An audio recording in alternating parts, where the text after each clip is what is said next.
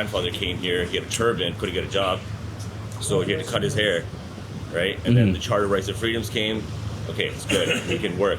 Okay, I get it. Makes sense. Yeah. But the issue is just I know why we have immigrants. It makes sense. Yeah. Because Canadian-born population are It's not very having low. kids. Exactly. I was talking to somebody about this earlier. That's the biggest issue. Yes. So then we do need immigrants. Yes.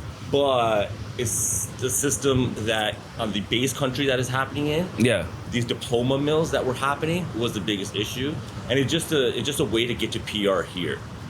It's an affecting the homeland country. Yes, There's is it? brain drain there as well. Yeah. There's no population because I just went to India last year Okay. for the first time in my life. Okay. And it was like empty. There was Empty? No youth? Old people. Just old people. There's old So they have like an people. older population pretty Yeah, much. just the old people, all the young people just came here, Canada, Australia, UK. You go everywhere in India, Punjab, especially Punjab state. It's Yeah. just literally advertisements on every single wall saying, study permit, Canada, UK. Okay. It's So like all they're it is. promoting And for those people to guys go have out. to sell their land. I feel Yeah. bad for them too, because they don't know what they're getting into. Yes. They think it's a legitimate thing. It's a scam. It's a scam.